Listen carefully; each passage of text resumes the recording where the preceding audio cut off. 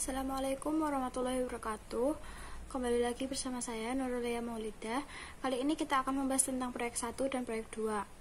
Proyek 1 yang berjudul tentang keahlian teknologi sehari-hari.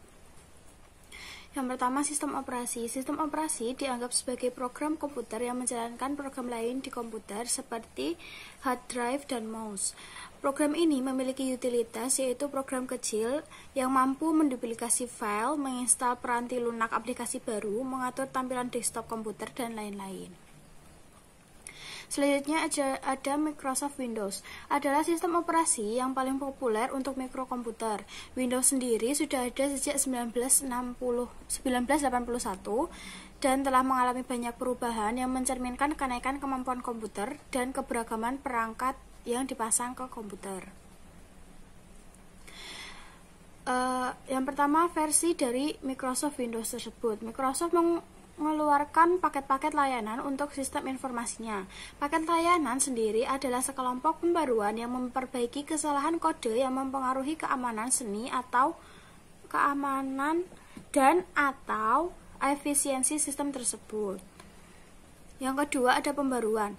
Sistem operasi harus diperbarui agar sumber daya seperti program dan aplikasi-aplikasi baru dapat dimanfaatkan.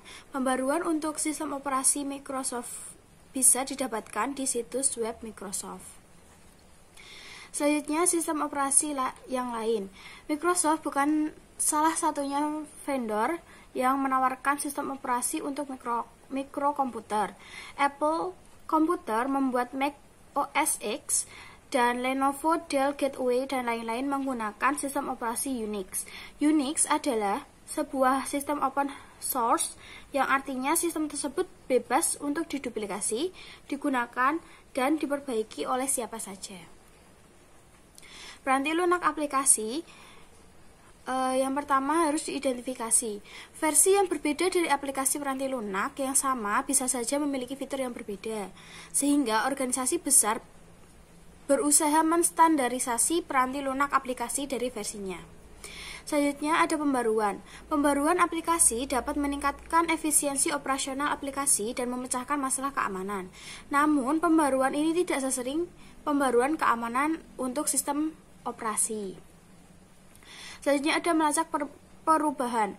Tim virtual kantor bekerja dalam zona waktu yang berbeda-beda, sehingga pemantauan dapat mengidentifikasikan siapa yang melakukan perubahan.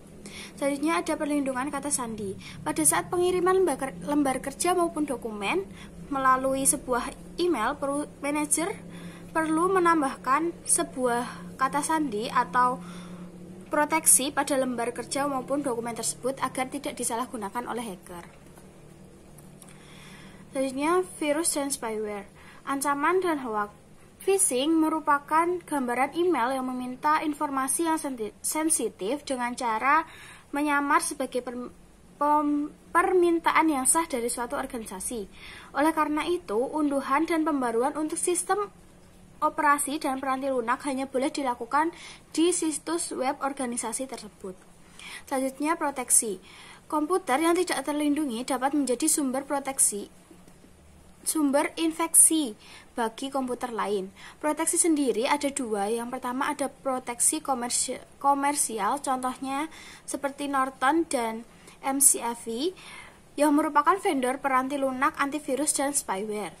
Yang kedua, proteksi gratis, contohnya Graysoft, merupakan vendor peranti lunak, antivirus, dan anti-spyware, sedangkan Spyboot merupakan vendor peranti lunak anti-spyware.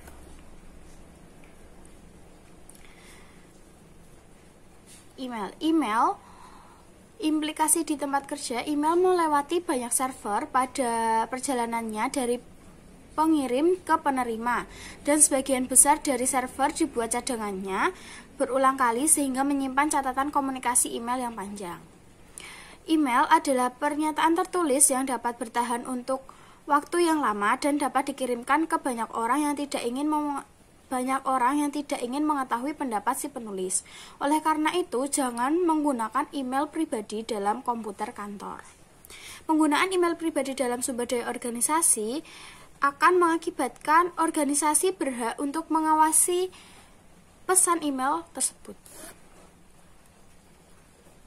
Selanjutnya, proyek yang kedua yaitu proyek web atau HTML menggunakan Microsoft Front Page. Suatu daftar yang berurutan merupakan benda yang terpenting akan ditulis pertama. Biasanya urutan dituliskan dalam angka Romawi dan huruf alfabet. Urutan informasi halaman web agar lebih efektif itu dapat berupa yang pertama daftar, yang kedua sebuah gambar, yang ketiga sebuah tabel, dan yang keempat sebuah atau beberapa sederet link. Halaman web yang panjang cenderung lebih baik daripada halaman web yang pendek karena ketika para pengguna mencetak halaman web tersebut, maka mereka akan mendapatkan semua informasi yang dibutuhkan sekaligus dan tidak sekedar mencetak sebuah halaman pendek.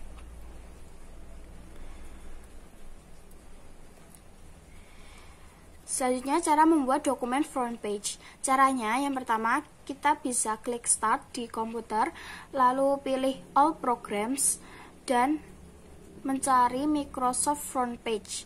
Lalu klik 2 kali di Microsoft Front Page. Tentang layar atau tampilan dari front page tersebut, di sebelah kiri merupakan tampilan halaman web, di bagian bawah tampilan normal.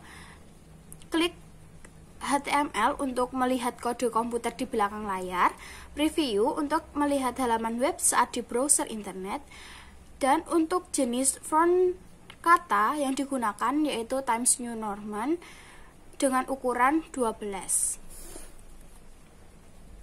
Selanjutnya, cara untuk membuat daftar bertanda. Yang pertama, pilih format, diikuti dengan paragraf dan alignment. Lalu buat paragraf berjejer ke kiri, masukkan frase-frase yang ingin diisikan, dan kunci dengan tombol enter. Selanjutnya, cara membuat tabel.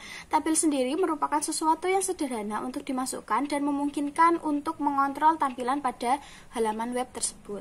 Cara membuat tabel sendiri, yang pertama, letakkan kursor di bawah lokasi yang telah dibuat sebelumnya, lalu pilih insert, lanjutkan untuk memilih tabel, dan isilah sel-sel dengan informasi yang diinginkan. Jangan lupa untuk klik enter untuk mengunci apa yang sudah dikerjakan. Selanjutnya, gambar dan daftar bernomor. Menambahkan gambar bisa dilakukan dengan cara yang pertama, geser kursor di bawah baris tabel, 2 baris di bawah tabel, lalu klik insert, pilih picture, lalu pilih clip art, lalu pilih gambar yang ingin digunakan dan kunci dengan enter.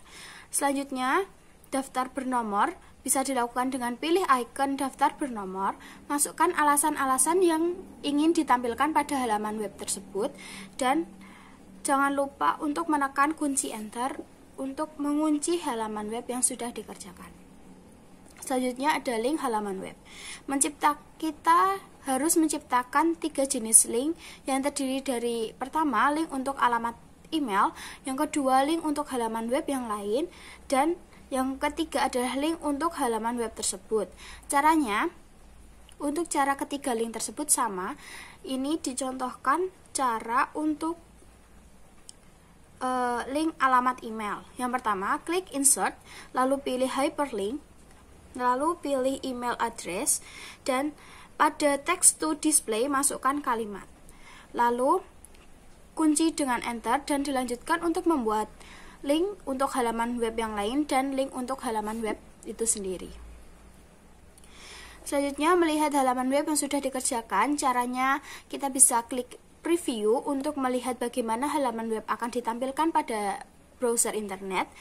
Dan yang kedua, kita bisa klik link kontak us untuk berinteraksi dengan program email yang telah dimasukkan.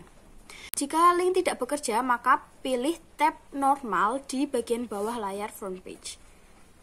Selanjutnya ada keuntungan dan kelebihan front page. Keuntungan menggunakan front page untuk membuat halaman web adalah kemudahan untuk penggunaannya, sedangkan kekurangannya adalah kode HTML atau kode yang diproses oleh browser internet itu sendiri yang dihasilkan tidak efisien.